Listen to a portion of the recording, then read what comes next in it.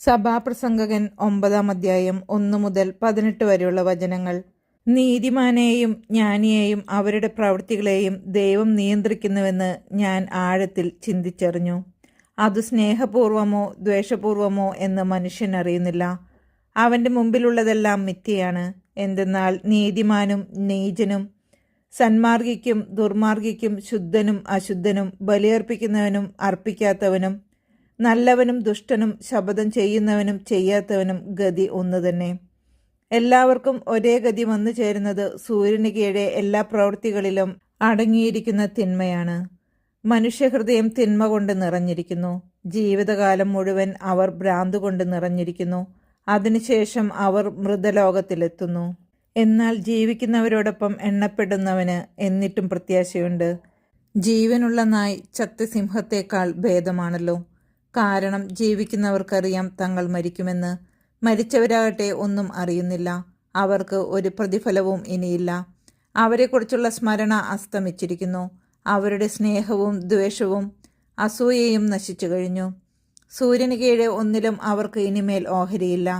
പോയി സന്തോഷത്തോടുകൂടെ അപ്പം ഭക്ഷിക്കുക, ആഹ്ലാദഭരിതനായി വീഞ്ഞു കുടിക്കുക. കാരണം നീ ചെയ്യുന്നത് ദൈവം അംഗീകരിച്ചു കഴിഞ്ഞതാണ്. നിന്റെ വസ്ത്രം എപ്പോഴും ശുഭ്രമായിരിക്കട്ടെ.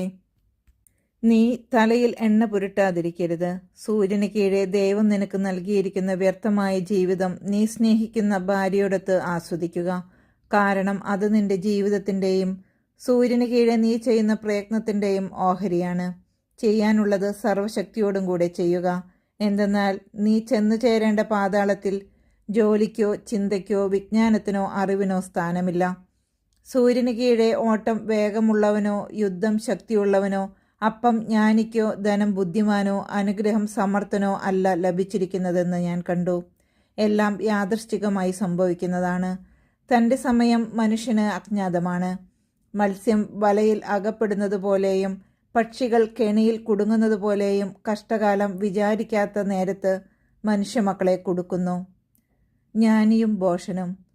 സൂര്യന് കീഴെ ജ്ഞാനത്തിന് ശ്രേഷ്ഠമായൊരു ദൃഷ്ടാന്തം ഞാൻ കണ്ടു. ഏതാനും ആളുകൾ മാത്രമുള്ള ഒരു ചെറിയ നഗരമുണ്ടായിരുന്നു. ശക്തനായ ഒരു രാജാവ് വന്ന് അതിനെതിരെ പ്രബലമായ ഉപരോധം ഏർപ്പെടുത്തി. എന്നാൽ അവിടെ നിർധനനായ ഒരു ജ്ഞാനി ഉണ്ടായിരുന്നു. അവൻ തൻ്റെ ബുദ്ധി കൊണ്ട് ആ നഗരത്തെ രക്ഷിച്ചു. പക്ഷേ ആരും അവനെ സ്മരിച്ചില്ല. ദരിദ്രന്റെ ജ്ഞാനം അപമാനിക്കപ്പെടുകയും അവൻ്റെ വാക്കുകൾ അവഗണിക്കപ്പെടുകയും ചെയ്താലും ജ്ഞാനമാണ് ശക്തിയേക്കാൾ ശ്രേഷ്ഠമെന്ന് ഞാൻ പറയുന്നു. മൂഢന്മാരെ ഭരിക്കുന്ന രാജാവിൻ്റെ ആക്രോശത്തേക്കാൾ ശ്രേഷ്ഠമാണ് ജ്ഞാനിയുടെ ശാന്തമായ വാക്കുകൾ. ആയുധങ്ങളെക്കാൾ ശ്രേഷ്ഠമാണ് ജ്ഞാനം. എന്നാൽ വളരെയധികം നന്മ നശിപ്പിക്കാൻ ഒരൊറ്റ പാപി മതിയാകും.